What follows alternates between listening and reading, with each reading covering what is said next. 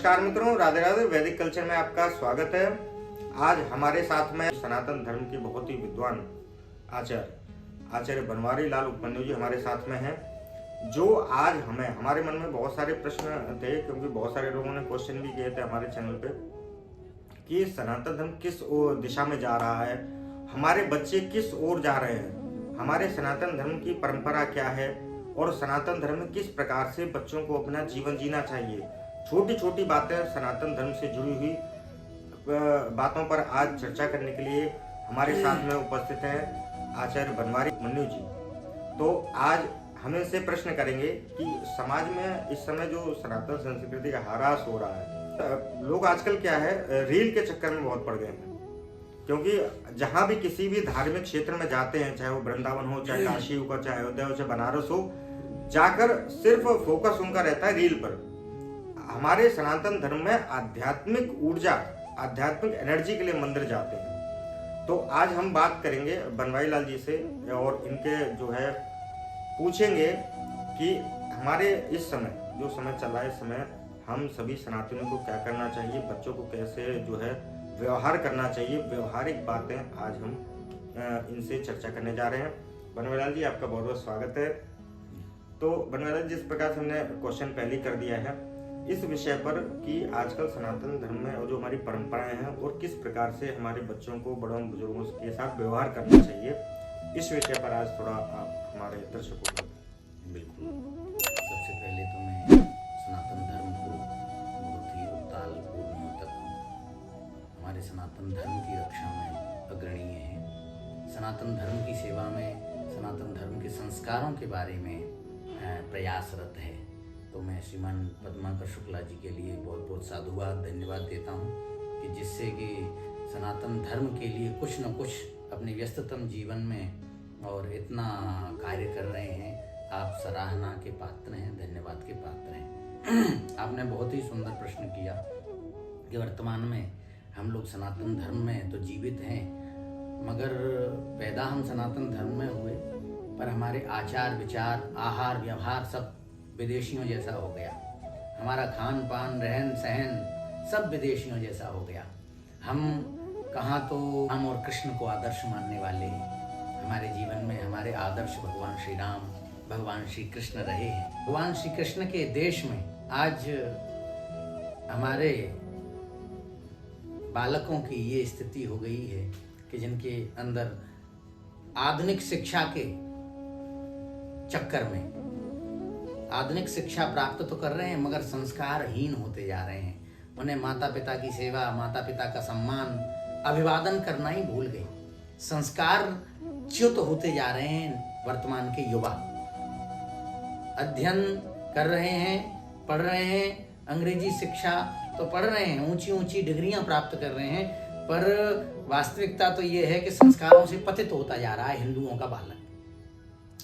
हमारे यहाँ तो यह स्थिति थी कि जो बच्चे अभिवादन करते हैं उनके शास्त्रों में बड़े ही महात्म बताया गया है। अभी प्रश्न किया आचार्य जी ने, शुक्ला जी ने प्रश्न किया कि वर्तमान में सनातन धर्म के बच्चों को ऐसे क्या संस्कार दिए जाएं जिससे कि सनातन की जो ये बालक हैं ये सुसंस्कृत हो सके। तो सबसे बड़ा मुद्दा तो यही है कि बच्चों को अपने से बड़ों का सम्मान करना नहीं आ रहा, अपने माता पिता, गुरुजन, संत ब्राह्मणों के चरणों में झुकना नहीं आता। आजकल सबसे बुरी, सबसे खराब पद्धति तो यह है कि बच्चों को प्रणाम करना तक नहीं आता। हमारे यहाँ प्रणाम करने की भी विधि है, किस प्रकार प्रणाम किया जाता है। और जो अपने से बड़े माता पिता, बुजुर्ग, संतों को प्रणाम करते हैं, अभिवादन करते हैं, तो शास्त्रों में लिखा है अभिवादनशीलस्य नित्यम वृद्धोपसेविनः चत्वार तस्य वर्धन्ते आयुर्विद्या यशो बलम।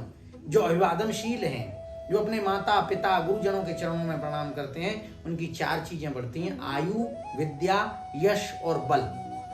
जो अपने गुरुजनों को प्रणाम करते हैं उनकी सर्वप्रथम तो आयु बढ़ती है, उनके जीवन में विद्या बढ़ती है, यश उनका बढ़ता है और बल की प्राप्ति होती है। आजकल तो देखा, आप देखेंगे कोई भी बच्चा माता पिता को प्रणाम करता है तो प्रणाम करना ही नहीं आता। प्रणाम करने का तरीका क्या है? आजकल पैर छुएंगे तो लोग घुटने पर हाथ लगाते हैं, घुटने पर हाथ लगा करके और प्रणाम करना चाहते हैं। ये कोई प्रणाम करने का तरीका ही नहीं है। प्रणाम करने का सही वास्तविक तरीका क्या है? अगर कोई व्यक्ति प्रणाम, हमारे यहाँ शास्त्रों में 8 प्रकार के प्रणाम है। पंचांग प्रणाम, अष्टांग प्रणाम। तो हमारे शास्त्रों में लिखा है अष्टांग प्रणाम कौन से होते हैं और पंचांग प्रणाम कौन कौन से होते हैं। तो देखिएगा, हमारे शास्त्र कहते हैं दौर्भ्याम पदभ्याम च जानुभ्याम मुरसा शिरसा दृशा मनसा वचसा चेति प्रणामोष्टांग ईरिता। हमारे यहाँ लिखा हुआ है कि दौर्भ्याम पदभ्याम च जानुभ्याम उरसा शिरसा दृशा मनसा वचसा चेति प्रणामोष्टांग ईरिता। 8 प्रकार के प्रणाम कहे गए हैं शास्त्रों में। कौन कौन से? दौर्भ्याम, दोनों भुजाएं भूमि में हो, पदभ्याम, दोनों जंघा भूमि में हो, और जानुभ्याम, उनकी घुटना, और उरसा शिरसा दृशा, उसका हृदय भी भूमि में लगा हुआ हो, सिर भी भूमि में हो और दृष्टि भी भूमि में हो। मनसा वचसा चेति प्रणामोष्टांग ईरिता। मनसा वाणी, मन से वाणी से सिर भी भूमि में लगा हुआ हो, छाती भी भूमि में लगी हो, घुटने, जंघा और पैर वो साष्टांग लेट जाए। पाए नाथ कह पाए गुसाई और भूतल परेव लकुट के नाई। जैसे साष्टांग प्रणाम करते हैं वो साष्टांग प्रणाम है। एक हमारे यहाँ शास्त्रों में कहा जाता है पंचांग प्रणाम। और पंचांग प्रणाम क्या है महाराज? देखिएगा, पंचांग प्रणाम है बाहुभ्याम सच जानुभ्याम शिरसा वचसा धिया पंचांग कह प्रणाम स्यात् सर्वत्र प्रवरा विभु। हमारे यहाँ लिखा हुआ है कि पंचांग प्रणाम किस प्रकार का है? जिसे ढोक कहते हैं, जिसमें लेटा नहीं जाता, उसमें घुटने जमीन पर टिकाए जाते हैं। बाहुभ्याम, और दोनों बाहु ऐसे अपने गुरु या माता पिता के चरणों में हो, और जानुभ्याम, और दोनों घुटने भूमि में लगे हुए हों, और सिरसा, सिर लगा हुआ हो, वचसा, और वाणी से, और धिया, बुद्धि से। पंचांग का प्रणाम स्यात्। और इसमें प्रवरान्वित हो, अपना प्रवर, नाम गोत्र में अमुक नाम वाला, अमुक गोत्र वाला, अमुक प्रवर वाला मैं आपको प्रणाम करता हूँ। भो गुरु प्रणमामि, हे गुरु मैं आपको प्रणाम करता हूँ। ये हमारे यहाँ प्रणाम करने की विधि थी। वर्तमान में आधुनिक शिक्षा के चक्कर में, आधुनिक कल्चर के चक्कर में, और हमारी सनातन संस्कृति नष्ट होती जा रही है। इसीलिए ध्यान से सुनिएगा। अभिवादनशीलस्य नित्यं वृद्धोपसेविनः चत्वारि तस्य वर्धन्ते आयुर्विद्या यशो बलम। आजकल तो देखा गया है कि ये जो भी प्रणाम करते हैं, मैंने देखा है पहले तो एक हाथ से प्रणाम करते थे, फिर आए घुटनों पर कि भाई घुटने छू लिए और प्रणाम हो गया। और आजकल तो अलग ही चल रहा है सिस्टम, ऐसे करके जाने कैसे प्रणाम करते हैं और कैसे उनको जो है तो ये बहुत अच्छी बात है। जो प्रणाम शास्त्रोक्त हमारे वैदिक परंपरा में प्रणाम कैसे किया जाता है, ये बहुत अच्छी बात है। पंचांग प्रणाम बता रहे हैं, अष्टांग प्रणाम बता रहे हैं कि पंचांग प्रणाम कैसे किया जाता है, अष्टांग प्रणाम कैसे किया जाता है। और प्रणाम, और आज जैसे आप लेटकर प्रणाम नहीं भी कर पाए तो कम से कम झुककर घुटनों पर बैठकर दोनों हाथों से चरण का स्पर्श करें, क्योंकि उस प्रणाम का मतलब ही होता है कि हमने अपने आप को आपके चरणों में समर्पित कर दिया है। समर्पण भाव जो आपके मन में होगा तब आप प्रणाम कर सकते हैं। और अहंकार भावना लेकर आप आजकल देखते हैं कि अहंकार में बस खाली बड़े बुजुर्ग है तो बस उनके घुटने टच करना है, लेकिन प्रणाम का मतलब होता है समर्पण। जिसके प्रति आपका समर्पण का भाव है उसको आप प्रणाम करें, दोनों हाथों से स्पर्श करके, उसके बाद जो इसमें एक मैं और बात जोड़ना चाहूँगा, बहुत अच्छी बात आपने कही। इसमें हमारे शास्त्र कहते हैं कि प्रणाम हम माता पिता के चरणों में कैसे, माता पिता खड़े हुए हैं तो क्या हम ऐसे कैसे सीधे हम प्रणाम करें? नहीं, दाएं पैर को दाएं हाथ से, बाएं पैर को बाएं हाथ से, इस तरीके से माता पिता के चरणों के अंगुष्ठ का नाखून कम से कम स्पर्श हो। और कोशिश तो चरणों की रज लगाने की, बंदों और है ना, श्री गुरु चरण सरोज रज निज मन मुकुर सुधा। तो गुरु जी के चरणों की रज मस्तिष्क पर, और उसको फिर माथे पर लगाना, केवल पैर छूना नहीं हो गया, उस चरण की रज को अपने माथे पर लगाना, ये तरीका है।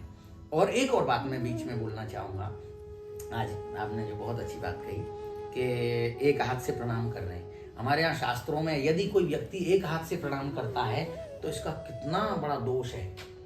हाँ, हमारे यहाँ लिखा हुआ है कि जन्म प्रभृति यत्किंचित सुकृतम समुपार्जितम तत्सर्वम निष्फलम याति एक हस्ताभिवादना।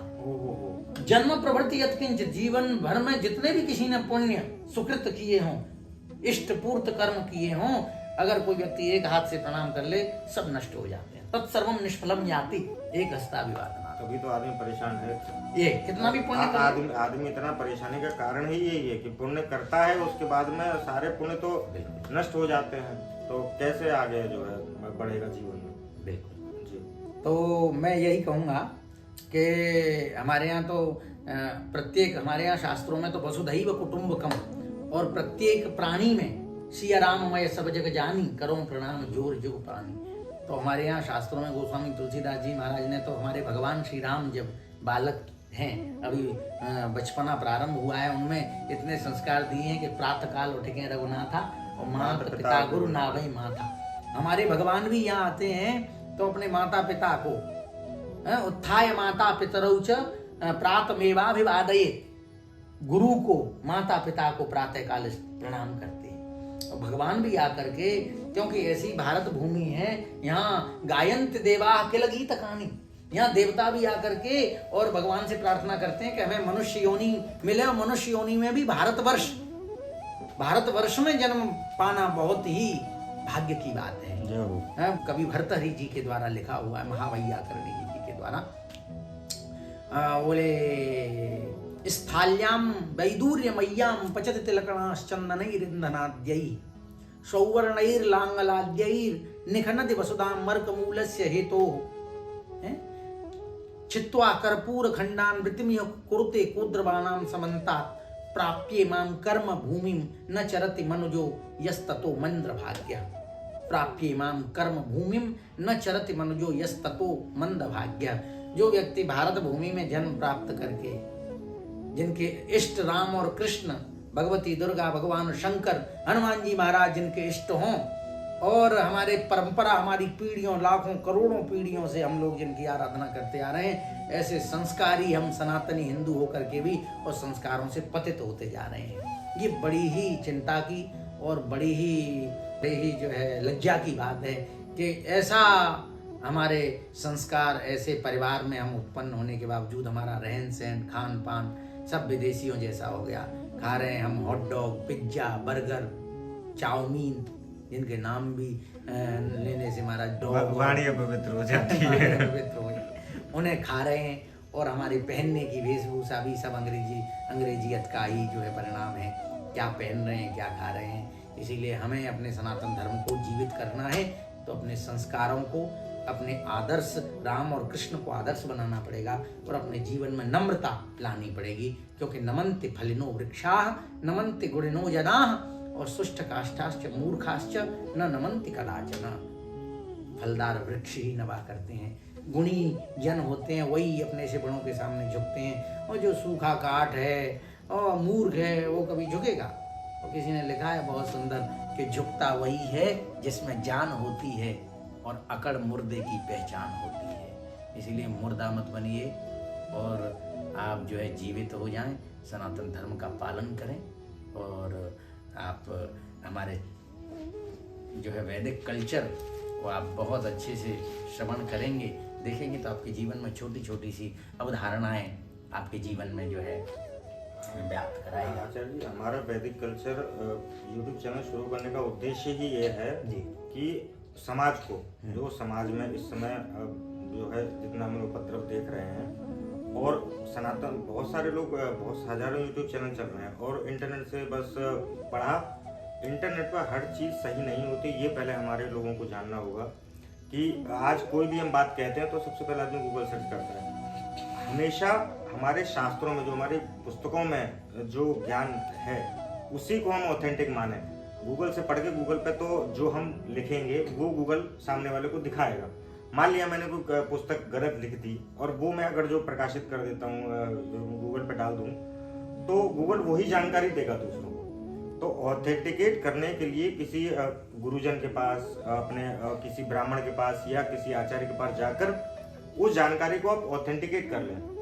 क्योंकि नहीं तो क्या है, और हमारे वैदिक कल्चर चैनल का उद्देश्य है कि सनातन धर्म की जो परंपराएं हैं, पद्धतियां हैं और जो भी संस्कार हैं, उन संस्कारों को हमारे समाज में दोबारा डाला जाए।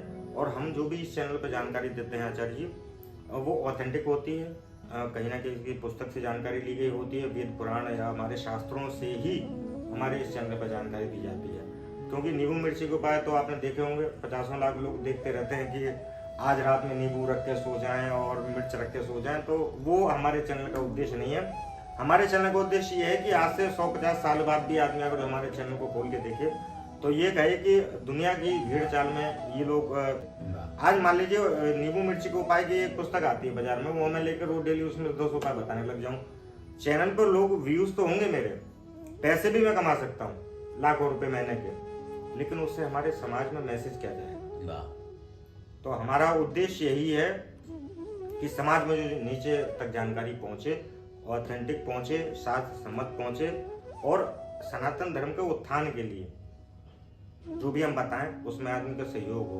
ये नहीं कि अपना हमने कुछ भी बताना है, और इसलिए हम चेहरे वाला वीडियो बनाते हैं, फेस वाला, कि आज जो मैं जानकारी दे रहा हूँ वो मेरे चैनल से आदमी, आजकल तो जितने भी नींबू मिर्ची के उपाय बन रहे हैं वो आप देखिएगा फेसलेस होते हैं, उनमें कुछ नहीं होता, सिर्फ नींबू बनी होती, मिर्ची बनी होती है उस हिसाब से तो वो अपने को काम करना नहीं है। इस समय देखा जा रहा है पूरा जो है समाज जो है सनातन से विमुख होता जा रहा है।